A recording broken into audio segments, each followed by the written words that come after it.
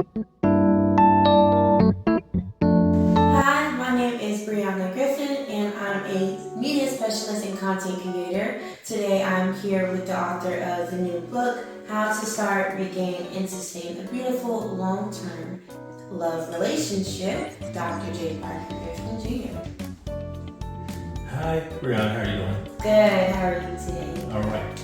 So, informally, people call me Jay Parker, but my legal name is Dr. James Parker Griffin Jr. So when I'm talking about work like this in this mini webinar that we're doing today to discuss healthy relationships, I usually use my formal name.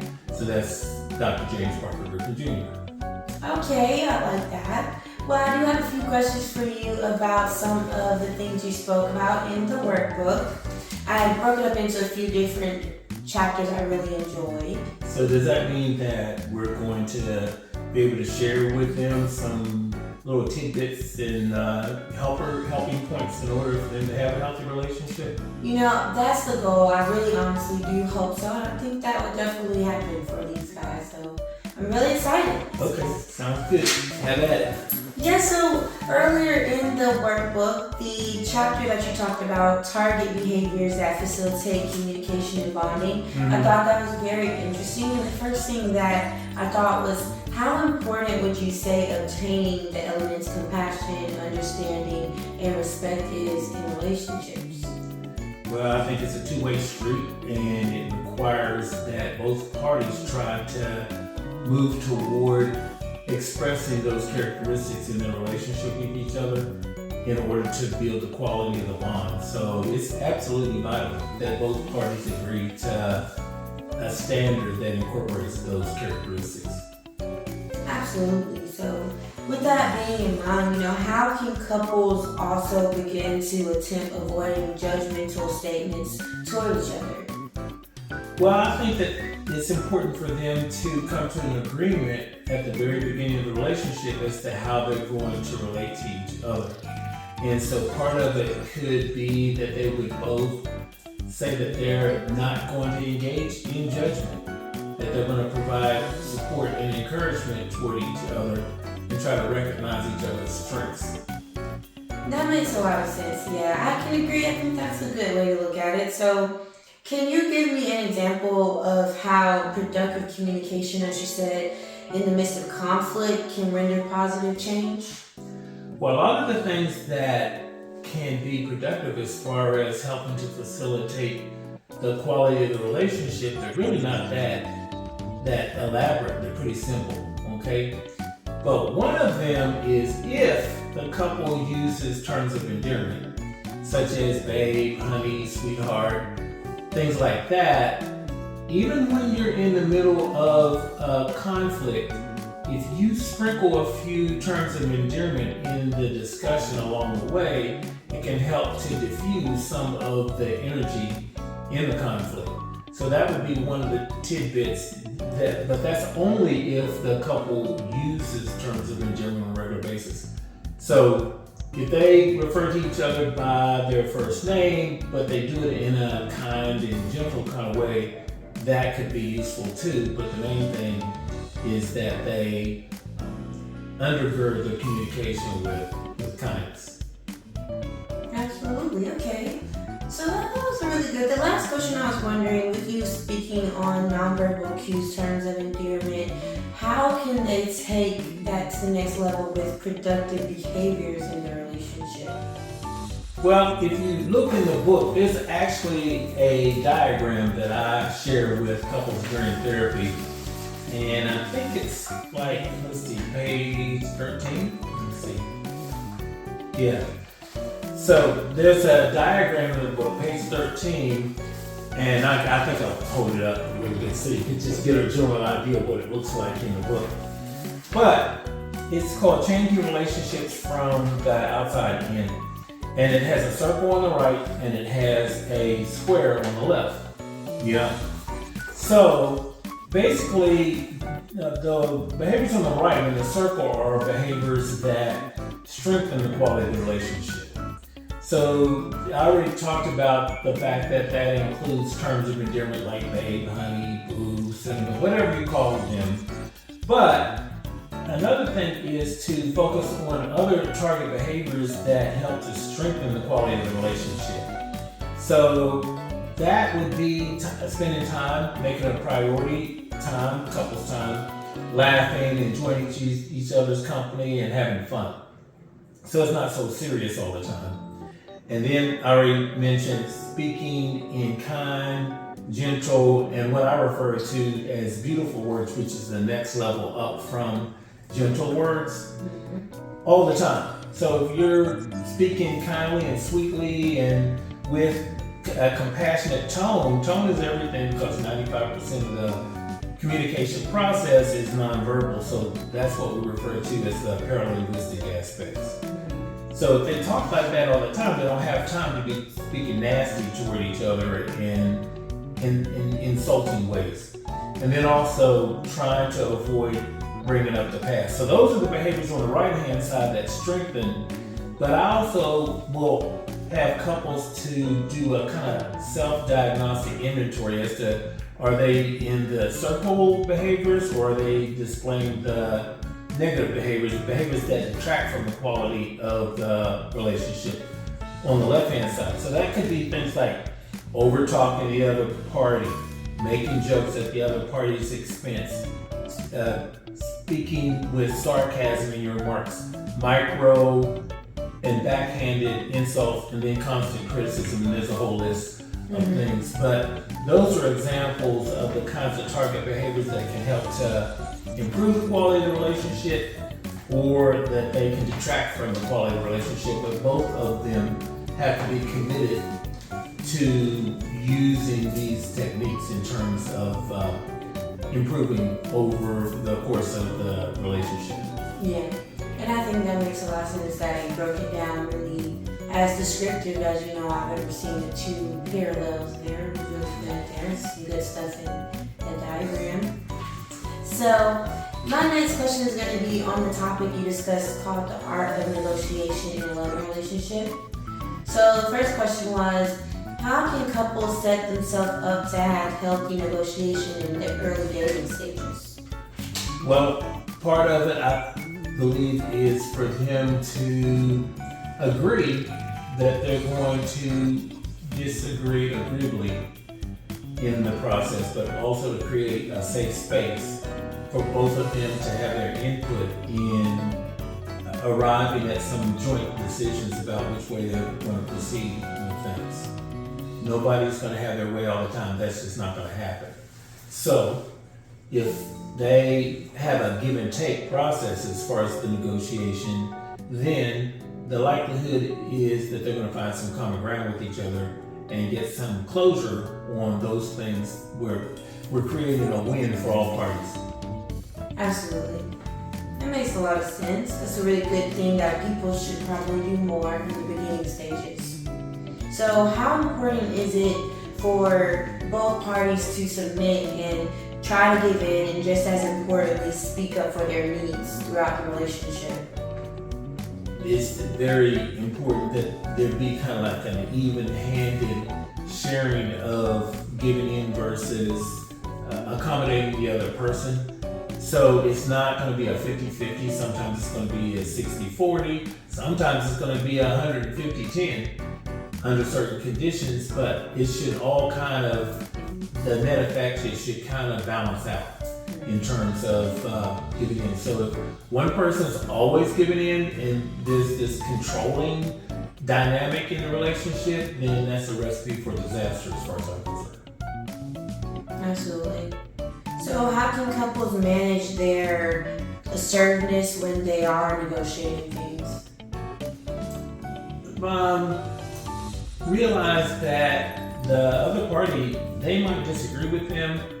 They might, it might get a little strong as far as the discussion is concerned, but from a cognitive behavioral therapy point of view, the reality is they can't hurt you. They just can't.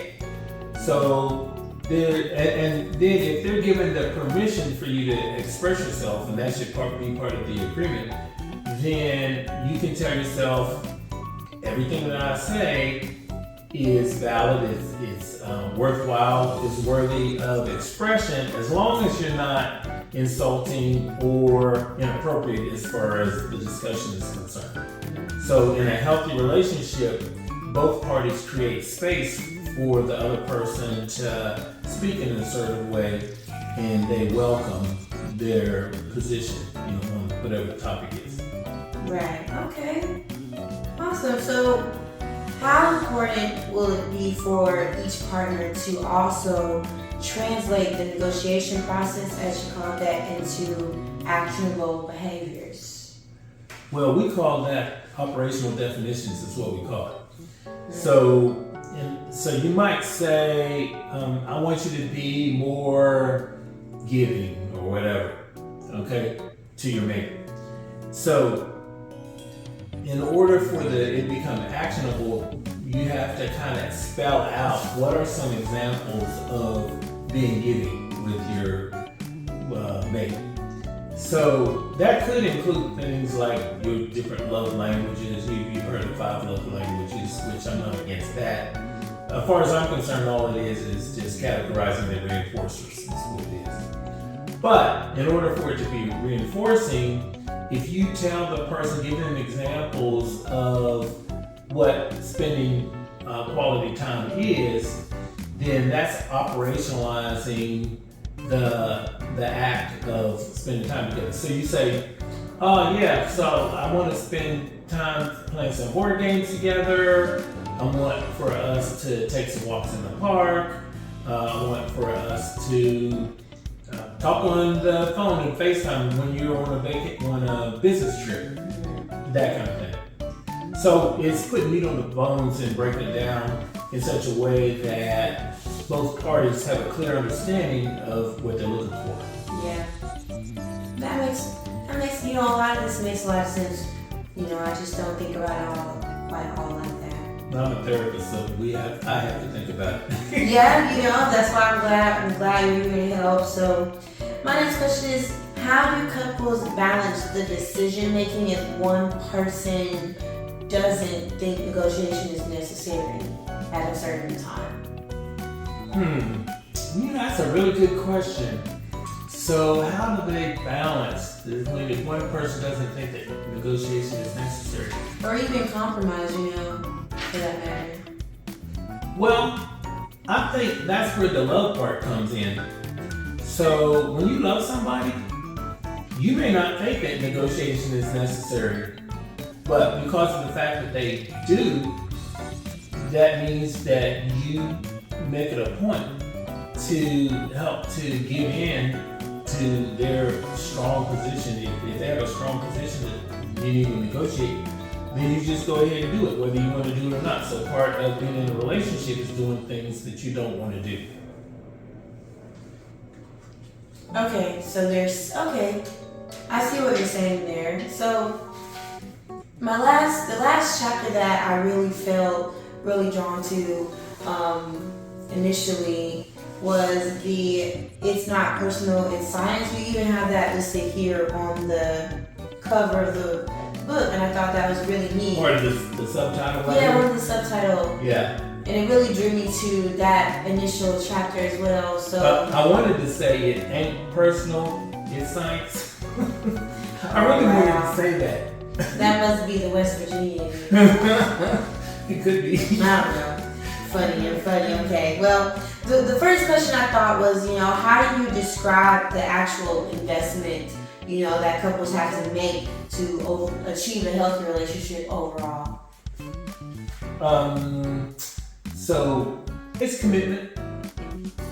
So that means that once they create this safe space for each other, then that's when they start outlining what they're going to do in order to have that dialogue, that understanding, that compassion for each other. So as a behaviorist, I'm going to push for very concrete terms for them to create a forum for that to happen. So I usually have them to have couples meetings where they have specific topics that they feel are important. So typically the challenges in the relationship topic-wise as far as the couples meetings are concerned typically they fall in three major areas. One, communication. Another, finances. And then the third one is intimacy. Like, what's the rate of intimacy going to be, things like that. And so if they commit to the fact that they're going to address these issues in a kind of structured way, they don't have to be locked into it or anything like that. But I usually say, identify a specific time with a backup to that time, and a backup to the backup. So that if life happens, you may not be able to do it at a specific time, but it's going to happen within an allotted time period. I don't know if that is clear or not. Does that make sense? Yeah, I like the overall approach to it. Yeah, okay, so the commitment and how you approach that makes sense. Okay, so to what extent would you say that investment of the commitment is worth, getting that relationship? Well, I think that there are two things that are not for everybody. One is marriage, and the other one is children. And unless you're willing to stick with performing the functions that are necessary that embody commitment to those two things, then there's no point in pursuing either one. And so it should not be a matter of being forced into something by family and friends or society. And sometimes you yourself may be the one who is pushing certain expectations about pursuing those things. But the commitment is absolutely vital in order for it all to work, to bring all the components into play in order to have a long-term, successful, beautiful relationship. Yeah, absolutely. So, what do you project the average likelihood of couples achieving the long-term healthy relationships after reading the book, completing associated workshops and stuff like that? Well, here's the thing, and it's really true, not just of the couples therapy and the couples guide using the book and the various components in the book. Mm-hmm. It's not just this. But what I found as a therapist is the one predictor of the success of whatever the behavioral intervention is whether the people actually implement the components of the program or the approach, the therapy, okay? So sometimes people will get involved in therapy and they're giving lip service to certain things as far as the solutions that are going to be helpful for growing and for resolving conflicts or whatever. But when they come back, you ask them, did they do X, Y, or Z or whatever? If they've done those things, and especially if they've added to those things on their own and made it even a better version of what we talked about in therapy, it's going to be successful. But if they're half-baked and just barely doing the exercises that we're talking about, it's just not going to work. So I tell people you can have a cure to cancer, but if you choose not to use it, it's not going to be that beneficial. Mm-hmm. Does that make sense? Yeah. Mm-hmm. Yeah. Have you ever experienced that yourself? Well, I definitely get the notion of you can take him into the well, but if you don't want to drink the water, I guess he's going to be dehydrated. Yeah. Okay. Well, that's apparently, that's the idea. He's gonna dry up. God forbid, So, behavioral contracts, as you stated, or agreements also is how you can word it, as you stated, are, essential or vital to the global success plan is what you called it, to that long-term evolution, right, of the relationship. So can you just elaborate on that a little bit? I like to use behavioral contracts in some instances to make it real clear about the actionable items that each one of the parties has agreed that they're going to perform in order to enhance the relationship.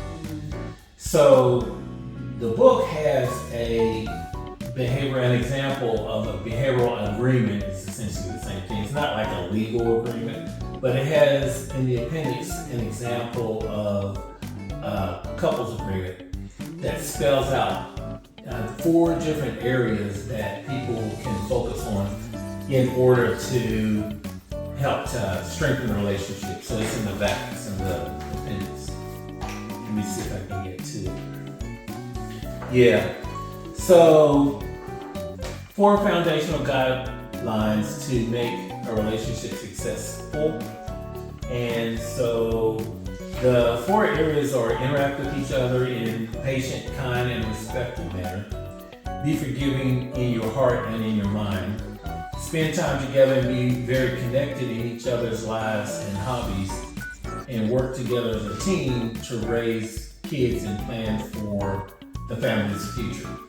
Okay, so there's various sub-parts under it as far as the behavioral agreement, but it's not like they have to be locked into it or anything like that, but it provides a kind of general framework for the kinds of things that are important. And the interesting thing about it is that the author of it, who's anonymous, used the Bible as a basis for the components of it. But it turns out that the elements of it, which are biblical for the most part, Interesting. are consistent with behavioral therapy. Okay, so even if you're not a believer, you're atheist, agnostic, whatever, it has specific actions that you can take in terms of a behavioral agreement as far as how you're going to relate to or interact with each other, such as treating each other with kindness and understanding and so on and so forth. We also, as part of an agreement, you can focus on using listening techniques in order to make sure that people are feeling like they're being heard, the HEARD. Yeah. Yeah. So that's what I mean as far as behavioral contracting is concerned. So usually what I'll do is sometimes in the sessions we'll create the draft of a behavioral agreement or behavioral contract. And then sometimes the couples themselves will have a separate meeting because there's not enough time to put it all together. So they'll have their own meeting in order to come to an agreement as to what is going to constitute the behavioral contract.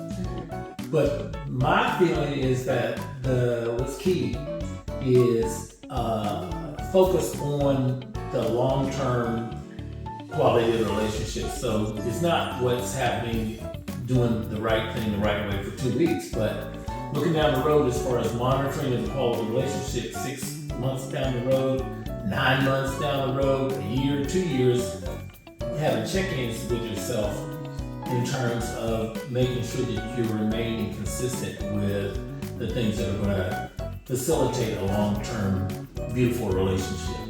Absolutely. Sort of like the relationship you have to have with yourself.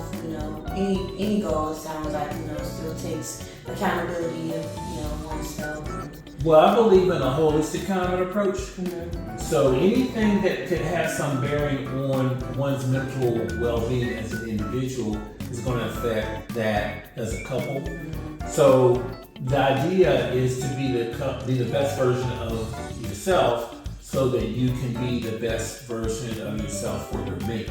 And the investment in the quality of the relationship for the sake of your mate is an investment in yourself. That's kind of okay. So there's this synergistic kind of complementary aspect to it that, together you have greater than the whole. Mm-hmm. Yeah. That's a nice analogy, a nice way to think about it. Easy way to understand and process it. So thank you so much, Dr. J. Parker Griffith Jr. This has been very fruitful. Yes, Miss Brianna Griffith. Yes, you guys definitely need to go on Amazon and grab you one of these notebooks. They're very pretty as well. I love this cover. The design is awesome. Who designed that? Who did it? Dr. J. Parker Griffith Jr.? I don't know, but it was a very talented individual, whoever it was. Yeah, so I got jokes. Such a great read, so much knowledge and information. So I highly recommend you guys grab one of these and tell some friends as well. So once again, thank you guys for tuning in. Any last words, Dr. James Griffin? Thank you, Brianna. It's been a pleasure. Been a pleasure as well. Bye. See you guys later. Bye.